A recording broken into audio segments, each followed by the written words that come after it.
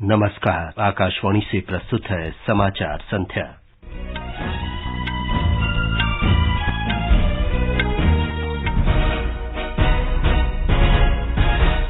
प्रधानमंत्री नरेंद्र मोदी ने मध्य प्रदेश में राष्ट्रीय सिकल सेल रक्ताल्पता उन्मूलन मिशन की शुरुआत की। 3.5 करोड़ से अधिक आयुष्मान भारत डिजिटल कार्ड का वितरण शुरू। संसद का मानसून सत्र इस महीने की 20 तारीख से। Housing development finance corporation limited और HDFC बैंक का विलय आज से प्रभावी। फ्रांस में 4 दिन से जारी हिंसक घटनाओं के दौरान 1300 से अधिक लोग गिरफ्तार। 2 बार चैंपियन रहा वेस्टइंडीज ICC विश्व कप से बाहर और सैफ फुटबॉल चैंपियनशिप में बांग्लादेश को हराकर कुवैत फाइनल में पहुंचा। दूसरा सेमीफाइनल मैच बेंगलुरु में भारत और लेबनान के बीच जारी। समाचार संध्या के साथ मैं विमलेंदु पांडे। प्रधानमंत्री नरेंद्र मोदी ने आज मध्य प्रदेश के शहडोल जिले के लालपुर गांव में राष्ट्रीय सिकल सेल रक्ताल्पता उन्मूलन मिशन 2047 की शुरुआत की। उन्होंने 3 करोड़ 57 लाख आयुष्मान भारत प्रधानमंत्री जन आरोग्य योजना कार्ड के वितरण का भी शुभारंभ किया। इस अवसर पर प्रधानमंत्री ने कहा कि विश्व में सिकल सेल रोग के कुल मरीजों में से आधे भारत में हैं, लेकिन आजादी के 70 वर्ष बाद भी इस ओर ध्यान नहीं दिया गया।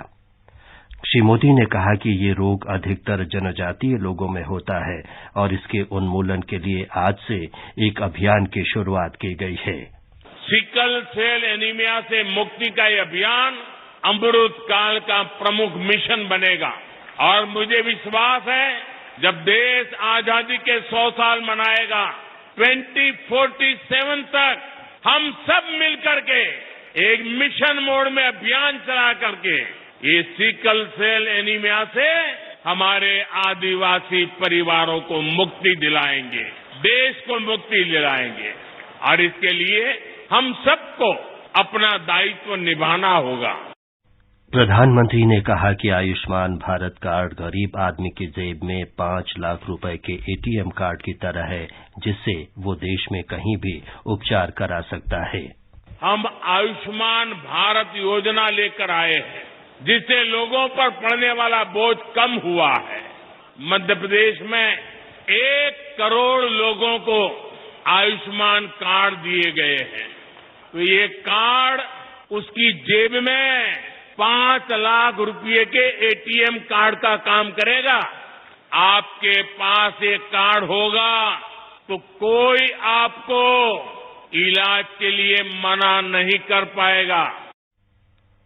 प्रधानमंत्री ने विपक्षी दलों की आलोचना करते हुए कहा कि लोगों को झूठी गारंटी देने वालों से सावधान रहना चाहिए। श्री मोदी ने गोंडवाना की रानी दुर्गावती का स्मरण करते हुए 5 अक्टूबर को उनकी 500वीं जयंती को राष्ट्रीय स्तर पर मनाने की घोषणा की। उन्होंने कहा कि रानी दुर्गावती के जीवन पर एक फिल्म भी बनाई जाएगी। इसके बाद प्रधानमंत्री शाम को पकड़िया गांव पहुंचे, जहां उन्होंने स्व सहायता समूह की महिला सदस्यों के साथ बातचीत की। इससे पहले प्रधानमंत्री ने नई दिल्ली में भारतीय सहकारिता सम्मेलन का उद्घाटन किया। इस अवसर पर उन्होंने कहा कि सहकारिता क्षेत्र गांवों और किसानों की क्षमताओं को बढ़ाने में बड़ी भूमिका निभा रहा है। श्री मोदी ने कहा कि देश विकसित और आत्मनिर्भर बन रहा है और सहकारिता क्षेत्र को मजबूत करने के लिए कई कदम उठाए गए हैं। आज कोऑपरेटिव्स को वैसी ही सुविधाएं, वैसा ही प्लेटफॉर्म उपलब्ध कराया जा रहा है जैसा कॉरपोरेट सेक्टर को मिलता है। सहकारी समितियों की ताकत बढ़ाने के लिए उनके लिए टैक्स की दरों को भी कम किया गया है। सहकारिता क्षेत्र से जुड़े जो मुद्दे वर्षों से लंबित थे, उन्हें तेज गति से सुलझाया जा रहा है। प्रधानमंत्री ने कहा कि सरकार किसानों के कल्याण और कृषि के हर क्षेत्र को विकसित और आत्मनिर्भर बनाने के प्रयास कर रही है। उन्होंने कहा कि छोटे और मझोले किसानों को सरकारी योजनाओं से बहुत लाभ हुआ है। प्रधानमंत्री ने पीएम प्रणाम योजना की विशेषताओं के बारे में बताया कि सरकार देश में प्राकृतिक कृषि को बढ़ावा दे रही है। हाल में ही एक बहुत बड़ी योजना पीएम प्रणाम को स्वीकृति दी गई है। लक्ष्य ये कि ज्यादा से ज्यादा किसान केमिकल मुक्त खेती अपनाएं। इसके तहत वैकल्पिक खादों, ऑर्गेनिक खाद के उत्पादन पर बल दिया जाएगा। इससे मिट्टी भी सुरक्षित होगी और किसानों की लागत भी कम होगी। ये समाचार आकाशवाणी से प्रसारित किए जा रहे हैं। ताजा समाचार जानने के लिए आप हमारे Twitter handle @AIR News Hindi को फॉलो कर सकते हैं। समाचार संध्या में आपका फिर स्वागत है। संसद का मॉनसून सत्र इस महीने की 20 तारीख से 11 अगस्त तक चलेगा। संसदीय कार्य मंत्री प्रहलाद जोशी ने ये जानकारी दी। उन्होंने सभी राजनीतिक दलों से मॉनसून सत्र में सक्रिय भागीदारी करने और विधायी कार्यों तथा अन्य मुद्दों पर सार्थक चर्चा की अपील की। रक्षा मंत्री और भारतीय जनता पार्टी के वरिष्ठ नेता राजनाथ सिंह ने कहा है कि छत्तीसगढ़ की कांग्रेस सरकार वामपंथी उग्रवाद को लेकर गंभीर नहीं है। श्री राजनाथ सिंह ने आज अपने छत्तीसगढ़ प्रवास के दौरान कांकेर में जनसभा में कहा कि केंद्र की एनडीए सरकार ने बीते 9 वर्षों में वामपंथी उग्रवाद पर लगाम लगाई है और अब माओवादी समस्या देश के कुछ राज्यों में ही है।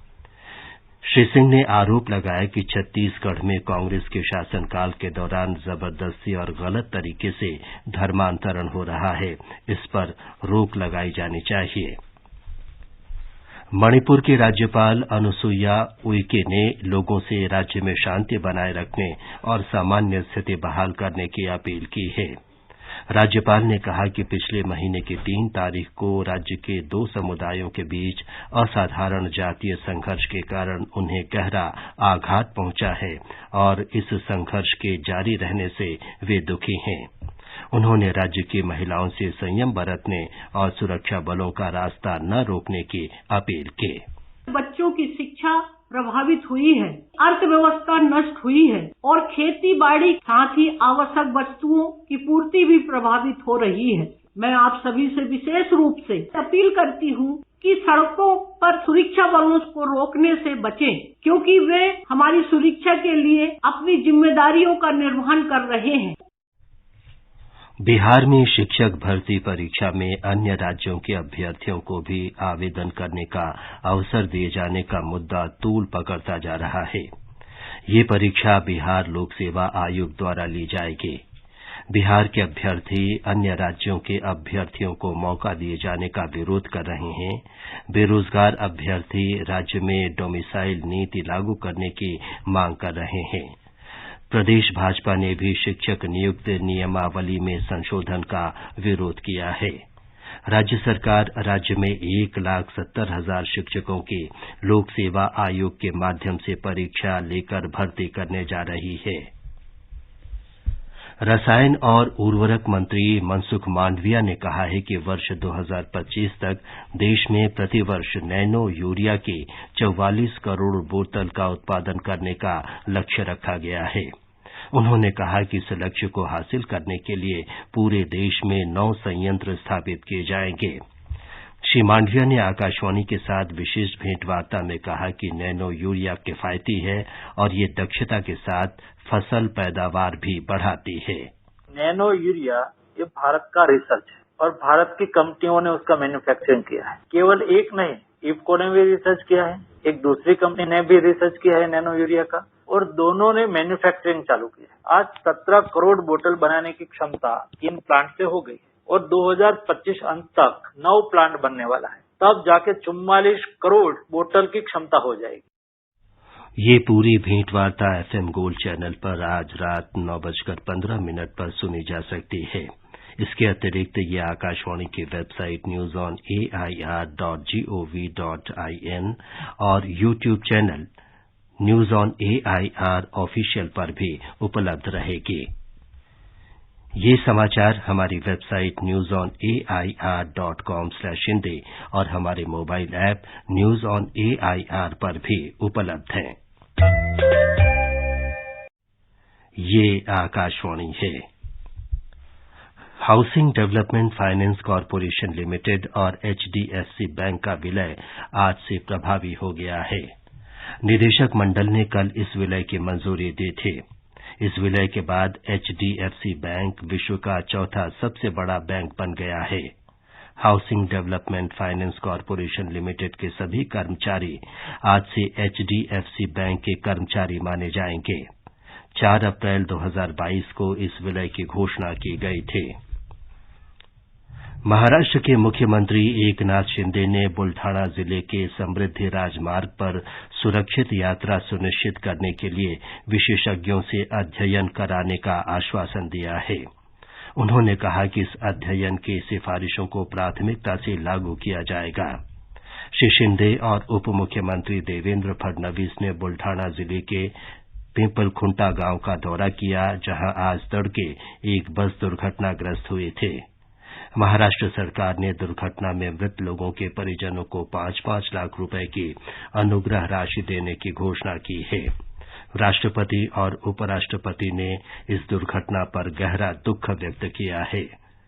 प्रधानमंत्री नरेंद्र मोदी ने पीड़ित परिवारों के प्रति संवेदना प्रकट की और घायलों के जल्दी स्वस्थ होने की कामना की। श्री मोदी ने मृतकों के परिजनों को प्रधानमंत्री राष्ट्रीय राहत कोष से 2-2 लाख रुपए और घायलों को 50-50 हजार रुपए की अनुग्रह राशि देने की घोषणा की है। फ्रांस में यातायात पुलिस की गोली से अल्जीरियाई और मोरक्को मूल के 17 वर्षीय किशोर के मारे जाने के बाद 4 दिन से जारी हिंसा में 1300 से अधिक लोगों को गिरफ्तार किया गया है। फ्रांस के राष्ट्रपति इमैनुअल मैक्रों ने देश में अशांति को देखते हुए जर्मनी का अपना दौरा स्थगित कर दिया है। 45,000 पुलिसकर्मियों और कई बख्तरबंद वाहनों को संकट से निपटने के लिए तैनात किया गया है। उपद्रवियों ने दर्जनों दुकानों में लूटपाट की और 2000 वाहनों में आग लगा दी। फ्रांस के गृह मंत्री जेराल्ड डरमेनिन ने बताया कि हिंसक घटनाओं में 200 से अधिक पुलिस अधिकारी घायल हो गए हैं। भारतीय नौसेना के राणा और सुमेधा युद्धपोतों ने कल बंगाल की खाड़ी में फ्रांस की नौसेना के युद्धपोत सरकॉफ के साथ अभ्यास किया। रक्षा मंत्रालय ने बताया है कि यह अभ्यास भारतीय नौसेना और फ्रांस की नौसेना के बीच मजबूत संबंधों को दर्शाता है। 2 बार की विश्व चैंपियन वेस्टइंडीज 2023 के एक दिवसीय क्रिकेट विश्व कप के लिए क्वालीफाई नहीं कर पाई है। हरारे में आज खेले गए सुपर 6 क्वालीफायर मैच में स्कॉटलैंड ने वेस्टइंडीज को हरा दिया। 1975 और 1979 में चैंपियन रही वेस्टइंडीज की टीम टूर्नामेंट के 48 वर्ष के इतिहास में पहली बार शीर्ष 10 टीमों में स्थान बनाने में विफल रही है। बेंगलुरु में सैफ फुटबॉल चैंपियनशिप के दूसरे सेमीफाइनल में मेजबान भारत और लेबनान के बीच मैच जारी है। ताजा समाचार मिलने तक दोनों टीम गोल रहित बराबरी पर थीं। इससे पहले कुवैत ने बांग्लादेश को अतिरिक्त समय में 1-0 से हराकर फाइनल में प्रवेश किया। फाइनल मंगलवार को बेंगलुरु में ही खेला जाएगा। भारत के नीरज चोपड़ा ने लुशान डायमंड लीग एथलेटिक्स की भाला फेंक स्पर्धा में स्वर्ण पदक जीता। ओलंपिक चैंपियन नीरज ने 87.66 मीटर की दूरी तक भाला फेंककर खिताब जीता। अंत में मुख्य समाचार एक बार फिर। प्रधानमंत्री नरेंद्र मोदी ने मध्य प्रदेश में राष्ट्रीय सिकल सेल रक्ताल्पता उन्मूलन मिशन की शुरुआत की।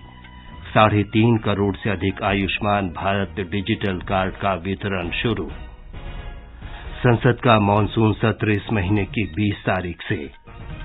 Housing development finance corporation limited और HDFC बैंक का विलय आज से प्रभावी।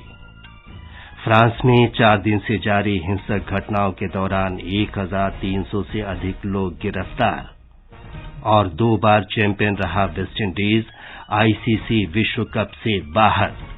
इसके साथ ही समाचार संध्या का ये अंक समाप्त हुआ। नमस्कार।